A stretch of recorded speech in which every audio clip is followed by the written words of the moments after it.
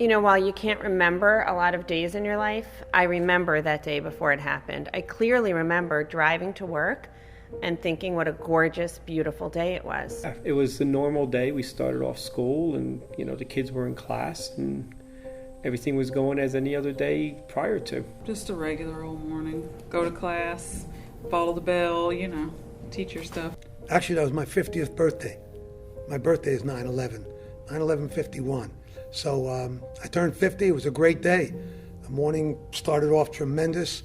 I was right here in the library doing what I would usually do. And, we got word and obviously everything changed after that, but it was just a normal morning.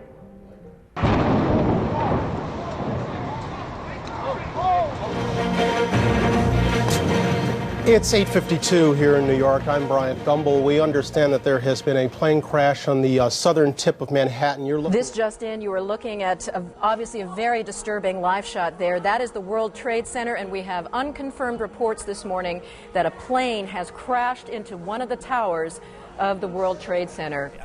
I was in class teaching. We did have our supervisor come around, called the teachers to the door, and told us about the event. Told us not to talk to the kids yet. We were hoping that the kids didn't find out. But it was basically to let us know, what was going on. We were getting ready for band class, and just standing around, I got wind of the problem. We thought it was just a plane, off course that ran into it. Then as the minutes went by, the hours went by, obviously it was super evident that it was a terrorist thing that was going on. And it shook everybody. Disbelief, like everybody else. I mean, this is not possible. This has got to be some crazy story they're trying to show us. It can't be real. It was unbelievable. Never thought in my lifetime I'd see anything like that. And once the first tower was hit and went down, we actually were listening on the radio as the second one was being hit. And it was just really, really devastating. Just thinking about the people that were never going to come home to their families, or, again, on a normal work day, just going to work and losing their life. It's very difficult. The first thing was like confusion, because I remember when I was approached and said, we're being attacked. I'm like, what are you talking about? Like, what do you mean? And like the Twin Towers, somebody attacked them with airplanes, and I'm like, what? Like, it just didn't sound like something that was real. Well, actually, when I first saw it on television, that was a different time, obviously. In the beginning, it was just listening to it on the radio. I went into my band room with a sound system, and on the radio, we listened for the next, half an hour, I guess, almost nonstop of what was going on. Then it became very evident that it wasn't just a plane off course. And as the day went on, it just got worse and worse. Take two. Take 2 and 2, 1. This is as close as we can get to the base of the World Trade Center. You can see the firemen assembled here, the police officers, FBI agents, and you can see the two towers. A huge explosion now, raining debris on all of us. We better get out of the way! I hope I live. I hope I live. It's coming down on me. Here it comes. I'm getting behind a car. Keep going, let's go! Oh my God!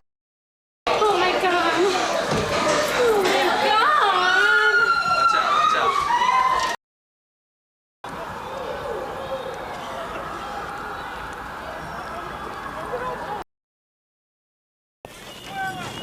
Yeah, Mike! Mike! Mike, come over here!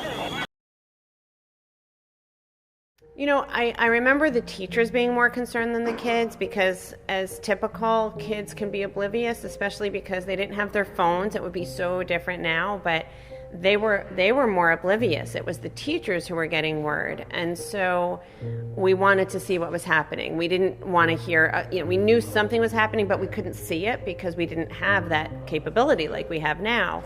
Obviously here in Edison, we have a lot of students whose parents commute to New York that worked up in the towers. And, the first thing when they heard it, they did actually break out crying. And just to be there as a comforting and, try to be positive with them was very important. And that was with staff as well. We had staff members also who had, in fact, one I remember specifically was a fiancée that worked up in the towers, and she was devastated, not knowing what the situation was. We didn't try to downplay it, but we didn't want to say too much because we really didn't know ourselves. I wouldn't want to tell a child this is what's going on and then be wrong later on. So we kind of talked a little bit about what it seemed like, what it seemed like was happening. And obviously they had a lot of questions, more and more. And some of them were getting wind from their parents of what was going on. You can't show the kids like you're fearful. So just trying to go on through the day, normal. I remember some of the kids started getting picked up. Parents started coming to school because they wanted their kids with them. We didn't know if other things were going to happen. We didn't know if that was an isolated affair happening in New York. Could something happen here? So it was kind of unnerving, and we were really on guard that if something would happen, what are we going to do? Where do you go? And I know that unnerved a lot of the kids and unnerved us as a staff.